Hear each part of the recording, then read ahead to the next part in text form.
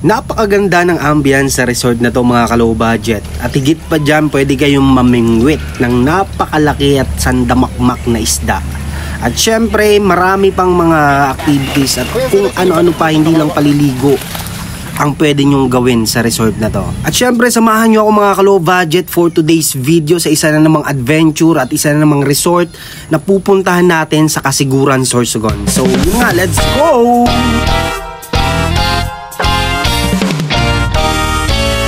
Yun, what's up mga ka-low budget? Siyempre, it's me again, ang Urago ng Bicol. I'm your Kois Ken. Siyempre, Sunday gala na naman tayo. At nandito nga pala tayo sa Eskwela, Sorsogon, na kung saan panibagong paliguan na naman ang pupuntahan natin.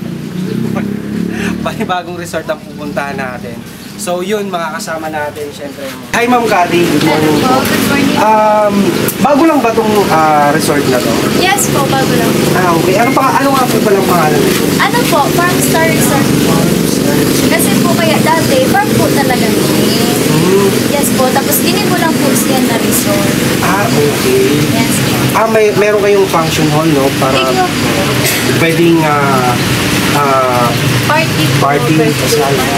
Magkano po yung yung kunyari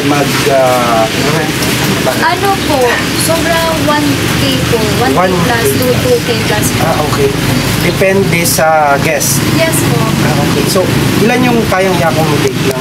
Kasi syempre, mga low budget natin. Malay mo in the future. Pag nakita tong vlog na to, magpa-reserve na kagad. Magkano ba yung or ilan ba yung kayang i-accommodate nitong function? For 20 people po. Okay. 1K yan, 1K to 2,000. Opo. 2,000 plus na po dito. Okay.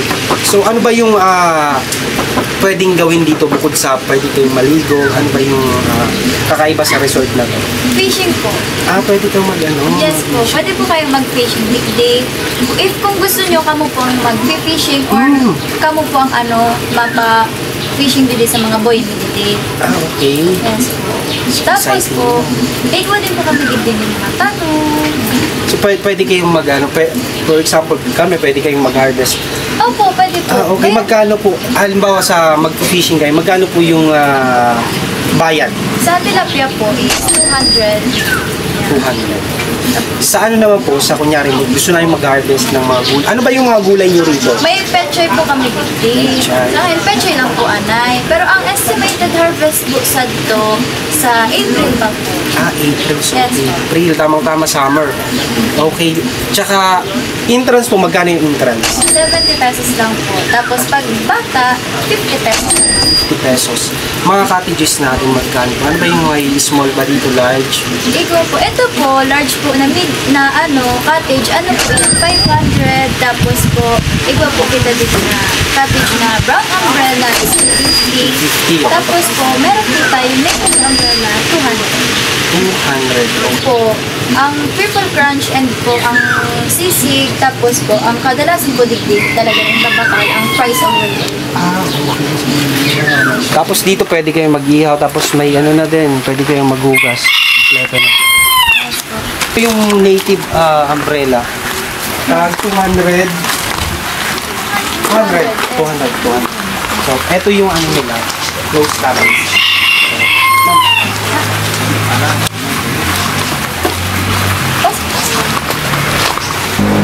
Ito yung closed cottage nila. Good for ilang person na po ba halimbawa? Good for 4 packs po. 4 packs. Yes po. So may mini fridge sila dito. Pwede din may taas pa sa taas yung tulugan natin. Yes ito po. Yung CR na. Alin siya siya. Dito naman po ang kwarto natin dito. Yan, para po sa pamilya overnight. So dito, pasukin natin dito sa taas. So dito, pwede kayong mag-chill, mag-jam. Yes po. Yes. Ma'am, pagka kunyari, dito gaganap yung prenup, pwede itong gamitin or syempre kasi mag-picture. Opo, pwede naman po.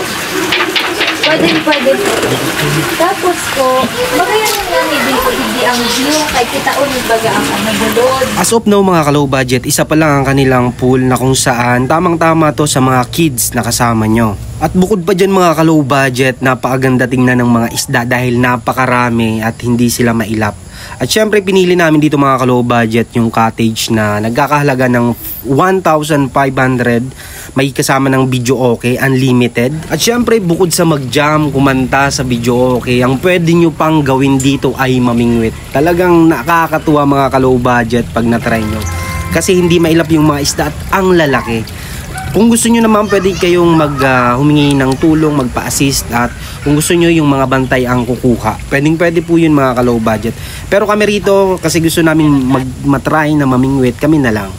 At yun ang mga ka-low budget, tamang-tama pagpunta namin dito maulan. So hindi ko na ipakita yung view sa labas, yung Mount Bulusan, kasi kitang-kita yun mga ka-low budget. So dito, ang ginawa na lang namin ay nagkantahan at dito na rin kami nagluto. At talaga naman kung gusto mo mag-relax at mag-enjoy, makalayo sa stress, try nyo tong resort na to kasi napakaganda ng ambience. At syempre kung sawa ka na halos every summer na lang nasa beach ka at gusto mo panibagong adventure na naman at nature lover ka, talagang pasok to sa mga criteria mo ka-low budget. So matatagpuan nga pala to sa Kasiguran, Sorsogon, Barangay Eskwela. Nasa along the road lang po yan mga ka-low budget at alam yan ng mga tao dyan. At yun lang for today's video mga ka-low budget. Thanks for watching at samahan nyo pa ako sa mga susunod pa nating vlog. Syempre ako nga pala yung Urago ng Bicol. I'm your Kois Ken, at syempre mabuhay kayong lahat and God bless. Yoo-hoo!